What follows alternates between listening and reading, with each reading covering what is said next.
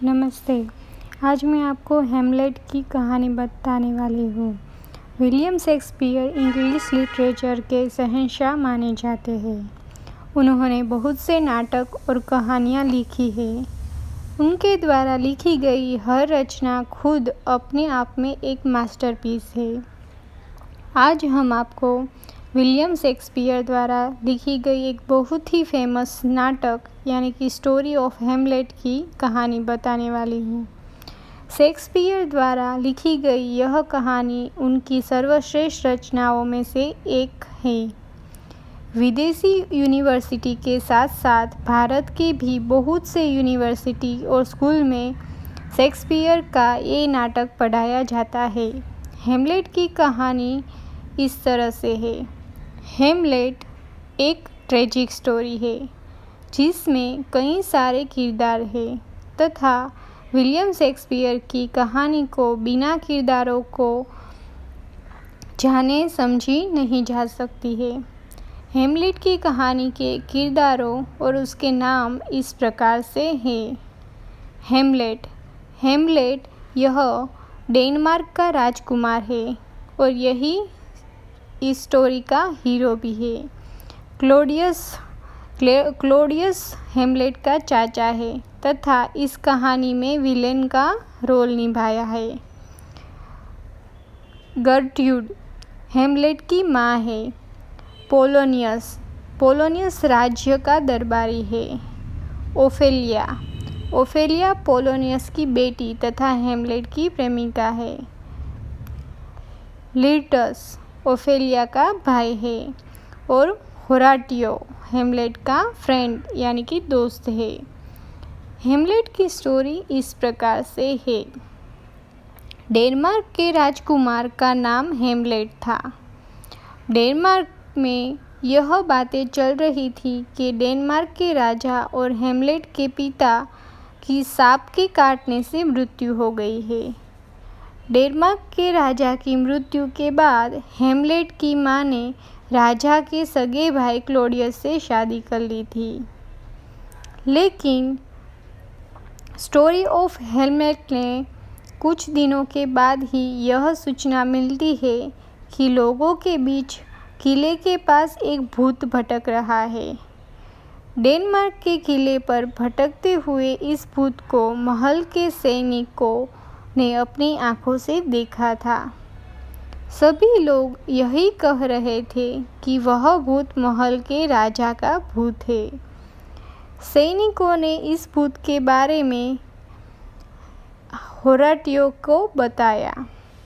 होराटियो एक बहुत अच्छा स्कॉलर और हैमलेट का दोस्त था। होराटियो किसी भी चीज़ पर आसानी से यकीन नहीं करने वाला व्यक्ति था, अतः उसने खुद जाकर तफ्तीश करने का सोची। होराटियो महल के किले के पास गया तो होराटियो को भी वह राजा का भूत दिखाई दिया और भूत को देखकर वो समझ गया कि यह भूत राजा का ही भूत है। इस बात को जानने के बाद होराटियो ने इस बात को हैमलेट को बताया और दोनों राजा के भूत से मिलने के लिए किले के पास पहुंच गए। अब पास जाकर राजा के भूत ने हैमलेट को बताया कि उनकी मृत्यु सांप के काटने से नहीं हुई है, बल्कि उन्हें तो उसके सगे भाई क्लॉडियस ने विष देकर मारा था। राजा के भूत ने हैमलेट को कहा कि हैमलेट, तुम्हें मेरे मौत का बदला लेना होगा। हैमलेट, तुम्हें मेरे मौत का बदला लेना होगा। यह कहते हुए वह राजा का भूत गायब हो गया। इस प्रकार से अपने पिता के भूत की ये बातें सुनकर हैमलेट को बहुत बुरा लग रहा था और उसे बहुत तेज गुस्सा भी आ रहा था। गुस्से में हैमलेट ने संकल्प लिया कि वह अपने पिता की मौत का बदला ज़रूर लेगा। परंतु बदला लेने से पूर्व हैमलेट ने भूत के द्वारा बोली गई बात को पक्का करना चाहा। अतः हैमलेट ने पागल होने का नाटक करना शुरू कर दिया। हेमलेट कहने लगा है कि उसे सभी लड़कियों से नफरत है। वह किसी भी लड़की को अपने सामने देखना नहीं चाहता है। हेमलेट ने सुसाइड करने की भी कोशिश की थी। उसकी इस हालत को देखकर सभी लोग परेशान हो गए। हेमलेट की माँ को अपने बेटे की इस दशा को देखकर काफ़ी बुरा लग रहा था।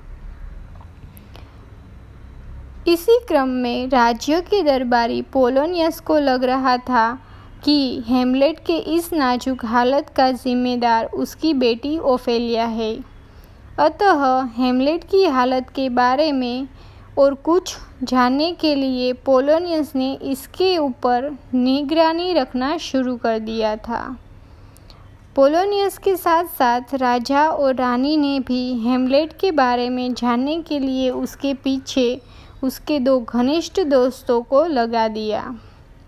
इस प्रकार स्टोरी ऑफ हेमलेट ने पागलपन का ड्रामा करते हुए राजा के दरबार में एक नाटक पेश किया। इस नाटक में उसने दिखाया कि किस प्रकार से राजा के भाई ने राजा को विष देकर मारा था, लेकिन सभी लोगों को यही बताया गया कि राजा की मृत्यु सांप के जहर से हुई थी। इस प्रकार के नाटक को देखकर क्लॉडियस को पछतावा हो रहा था, जिसके कारण वह अपनी पत्नी के साथ दरबार छोड़कर वहां से ही चला गया। राजा को ऐसे जाते हुए देखकर हेमलेट समझ चुका था कि जो कहानी भूत ने उसे बताई थी वह कहानी पूर्णतः सच है। अपने पिता की मृत्यु की असलियत को जानकर हेमलेट को बहुत गुस्सा भी आ रहा था। गुस्से में हेमलेट ने डेनमार्क की रानी यानी कि अपनी माँ के पास गया और उनसे बात करने लगा। इस प्रकार स्टोरी ऑफ हेमलेट में हेमलेट को अपनी माँ के ऊपर बहुत गुस्सा आ रहा था कि उसने अपने पति के हत्यारे से शादी कर ली है। अतः हेमलेट ने अपनी माँ को बहुत खरी खोटी सुनाई। हेमलेट इतना ज़्यादा गुस्सा था कि उसके माँ को लग रहा था कि कहीं वह उसे मार ही ना दे। इस बातचीत के दौरान हेमलेट को कमरे में अचानक पर्दे हिलने की आहट सुनाई दिया, तो उसे लगा कि वहाँ पर और कोई नहीं बल्कि उसका सौतेला पिता क्लॉडियस है। हेमलेट ने बिना कुछ सोचे समझे ही अपने तलवार को पर्दे के पीछे छिपे व्यक्ति के आर पार कर दिया। जब पर्दे के पीछे से वह व्यक्ति बाहर आया तब हेमलेट को पता चला कि वह व्यक्ति क्लॉडियस नहीं बल्कि उसकी प्रेमिका का पिता पोलोनियस है। इस प्रकार स्टोरी ऑफ हेमलेट में पोलोनियस को इस हाल में पहुंचाकर हेमलेट को बहुत बुरा लग रहा था। लेकिन जो भी हो, उसके हाथों से अनजाने में क्रोध में एक इंसान की नाहक की मौत हो चुकी थी। इस समय डेनमार्क का कानून काफ़ी सख्त था, अतः हेमलेट को सजा से बचाने के लिए उसके सौतेले पिता क्लॉडियस ने हेमलेट को इंग्लैंड भेजने का निश्चय कर दिया, जहां पर उन्होंने पहले ही अपने आदमियों को यह संदेश दे दिया था कि वे हेमलेट को वहां पर देखते ही मार दें। लेकिन वह चिट्ठी किसी तरह हेमलेट के हाथों में पहुंच गई, तो हेमलेट ने चिट्ठी में अपने नाम की जगह उन दोनों लड़कों का नाम डाल दिया, जिनको उसके सौतेले पिता क्लॉडियस ने हेमलेट के साथ उसको मरवाने के लिए भेजा था। हेमलेट को वास्तव में पोलोनियस की मौत का बहुत दुख था, क्योंकि पोलोनियस न सिर्फ एक जांबाज सिपाही था बल्कि उसकी प्रेमिका ओफेलिया के पिता भी थे। हेमलेट को कुछ दिन बाद यह सूचना मिलती है कि उसकी प्रेमिका ओफेलिया ने अपने पिता की मृत्यु के गम में अपनी भी जान दे दी है। हेमलेट ओफेलिया की मौत का जिम्मेदार खुद को मान रहा था, लेकिन यह बिल्कुल गलत था, क्योंकि जो हेमलेट से हुआ वह महज एक हादसा ही था। लेकिन फिर भी हेमलेट अपनी प्रेमिका के अंतिम संस्कार में जाना चाहता था। इसीलिए हेमलेट अपनी प्रेमिका ओफेलिया के अंतिम संस्कार में चर्च चला गया। हेमलेट को वहां देखकर ओफेलिया के भाई लर्टस को बहुत गुस्सा आया, क्योंकि हेमलेट की वजह से ही लर्टस अपने पिता और बहन दोनों की इस दुनिया से खो दिया था। इन दोनों के बातचीत वाला झगड़ा जल्द ही हाथापाई का रूप ले लिया था। राजा क्लॉडियस ने दोनों को रोककर कहा कि अगर तुम दोनों वास्तव में लड़ना ही चाहते हो तो असली योद्धा की तरह लड़ाई करो। राजा ने दोनों को तलवारबाजी से लड़ने की सलाह दी, जो कि एक वीर योद्धा की तरह सम्मानजनक लड़ाई थी। हेमलेट ने ओफेलिया के भाई लर्टस के साथ तलवारबाजी का मुकाबला स्वीकार कर लिया। हेमलेट और लर्टस ने अपनी अपनी तलवार अपने हाथों में ले ली। क्लॉडियस ने लर्टस से कहा कि अगर तुम हेमलेट को मारना चाहते हो तो अपनी तलवार की नोक पर यह विष लगा लो। फिर जैसे ही यह तलवार हेमलेट के शरीर पर कोई घाव करेगी तो हेमलेट की आसानी से मौत हो जाएगी। दोनों के बीच में तलवारबाजी का यह खेल शुरू हो गया। हेमलेट काफ़ी अच्छे से लड़ रहा था।